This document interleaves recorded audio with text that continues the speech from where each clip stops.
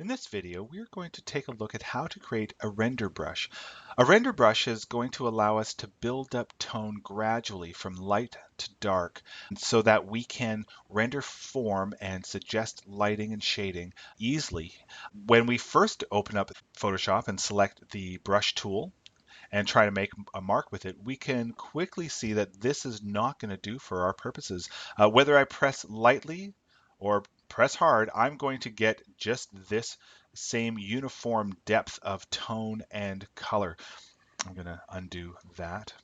We need to do something to this default brush that we have here in order to make it a render brush. Now, just to draw your attention, the brush tip shape that we are working with is something called a soft round. And you can see that here in our brush presets panel that we have the soft round selected. And it's called a soft round because the shape of it's round and it's got this soft blurring around the edge. A hard round is the one below that, and it gives us a line that looks like that.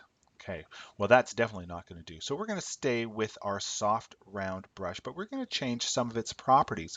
And we change those properties up here in our brushes panel. I'm just going to quickly click that and open it up. Our brushes panel has a number of different properties that we can change here. The very first one that we're going to play with is the brush tip shape. And when I select that, you can see that I have a number of brush tips at least installed in my brushes panel. I'm just currently working with the most basic, what something, like I said, is called the soft round. I can change the size of this brush, although that doesn't really matter right now because we can change that brush size dynamically. And so I'm not going to worry about setting the size right now. I'm not going to change any of these parameters, and I'm going to leave its shape as round. Although, if I were to play around with this, I can make something that's a little bit more like a flat brush. And I know some people who really love to play around with those flat brushes, but I'm just going to set this back up to 100% roundness. I just want there to be a round shape. The hardness value here, well, I like to, for my render brushes, I like to set this anywhere from 0 to about 20%, maybe 30%. As you see, as I get this hardness slider closer to 100%, again, I get that very hard-edged brush, and I don't really want that. Like I said, for a render brush, I want this to be about 20%. That's what I like to work with anyway. Finally, the spacing. The spacing is just referring to how far apart each brush tip nib is spaced when you start drawing with it. Currently it's set to 25%. I find 25% a little bit far apart. I'm going to set that to about 10%. This will only really become apparent when you set the hardness value to something much higher. For example, if I set that back to where it was and play with a hard edge brush, you can see each iteration of that brush tip. So I'm going to set that back down to about 20%. And I'm going to set my spacing again, like I say, down to about 10%, maybe even less, maybe something like 7%. The next thing I'm going to change is the shape dynamics. I'm going to click on the shape dynamics name here. You can see it's checked off, meaning that these properties are now applied to our brush. The one thing I'm going to make sure that I change is that my size control, I know it says size jitter here in this slider. We're not going to play with the size jitter, but we are going to play with the size control. Currently it says off, but we're going to make that controlled by pen pressure. And automatically you see that updates in our preview here. The only other change I'm going to make here is I'm going to change my minimum diameter from 0%, meaning that when I press very lightly, I'm going to get 0% of the brush size showing. I'm going to change that to about 50%. I find for a render brush, well, maybe 50 to 60%. For a render brush, I find that light pressure, I don't want the line to be too small. I don't want to make any changes down here to angle or roundness. I'm going to leave all that as defaults. There's in fact only just one other thing that I need to change in order to make this a render brush. I'm going to come over here to where it says transfer. You can see that now checks off, and I'm going to make sure that opacity, and that's what this section up here refers to, opacity is set to pen pressure, and flow is also set to pen pressure. I'm just going to close the brushes panel for a second, and let's just see what we can do with this brush as it currently is configured. I'm going to try to go from very light and gradually build up my tone in sort of a continuous gradient so that I don't see anything too stark, and then I want to get very dark on the end here. That's not bad, although I did find it a little bit difficult to keep it from getting too dark too quickly. So there are some things that I can do to this render brush, even as it's currently configured, to make this even more responsive. You'll see up here that I have two fields. One says opacity, one says flow. The best way to describe these is actually to show how they work. Let's just see how opacity works. Now I'm going to choose a bright red color over here in my swatches panel. If I build up that tone with my opacity set to 100%, you can see that I will get eventually 100% of that color, of that value. If I set this to some other value other than 100%, say 25%, it doesn't matter how hard I press, I will only ever get 25% of the opacity of that original color. Well, that will be an issue for us as we are trying to develop tone, as we are trying to build up tone to suggest roundness and form. Not being able to get to 100% of the color I'm working with will be problematic. I rarely actually change this from 100%. I usually keep that always to 100%. The flow value, on the other hand, which refers to how quickly color comes out of your brush, is the value that I like to play with. In fact, here at 100%, the color is coming out of our brush very quickly, but I'm going to set this to a much smaller value, to about 10%. There we go.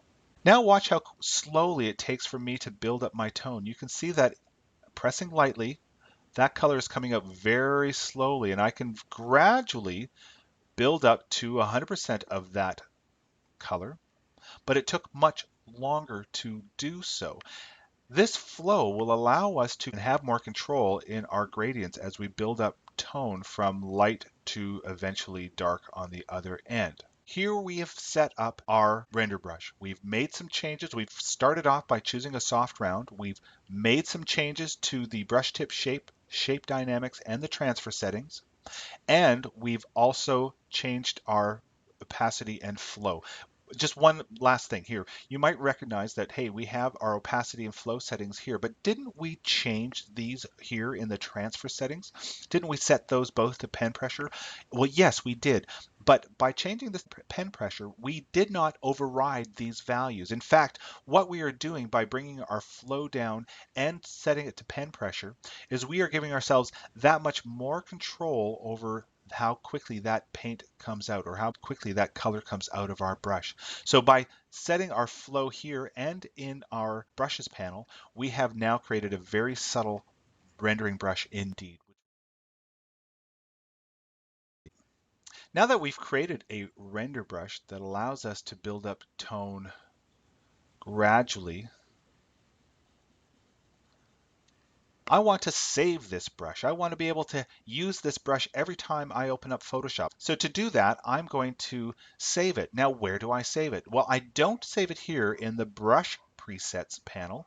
That will only save the brush tip shape, which we've seen here is a soft round. What I want to do is, though, I want to be able to save not just the brush tip, I want to be able to save the brush settings here, as well as these settings up here where I've got opacity and flow set to the values that I want. To save all those settings, I need to come down here to my tool presets. Now the tool presets are the much more powerful way of saving brushes because they will save all the settings that I've changed for this particular brush. So to do so, I'm going to click once on the brush tool presets panel. By default, Photoshop has filled this panel up with a whole bunch of tool presets. I would get rid of them if I were you. In fact, to do so, all you need to do is hold down the option button while you click on them. I've already done that. I've got an empty tool presets panel here, and I'm going to save the brush that I've just made, my render brush, by coming up here to the options button and click on that and selecting new tool preset. Now they're trying to help us out by giving us a descriptive name of this brush, but in fact what I want to do, and I suggest that you do the same thing, is every time you create your own brush, I want you to put your initials on it. In fact, I'm going to start here by saying SL, so I know that this is a brush that I've made, and I'm just going to put underscore render, because that is what this brush does. I'm going to make sure that include color is not checked, and I'm going to say OK.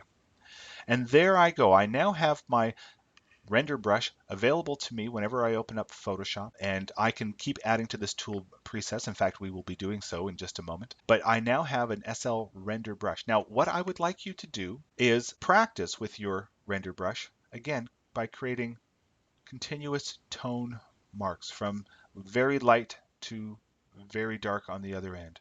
And try to do so in such a way that you don't see any obvious banding across here. We want to have as subtle a gradient as possible. And this will take some time because you may discover that, like I say, the pen is hard to control sometimes. It wants to jump to dark fairly quickly. But like I say, if you need to, you can set this flow down to even lower value to give you even more control. If I bring that down to, let's say, 1%, you can see, my goodness, it'll take a while for me to develop that initial tone. This will take a little bit of practice, but I would like you to develop that facility. Now, what we're going to be doing next is we are going to be taking our skills with our render brush and our subtle gradations, and we are going to develop some form.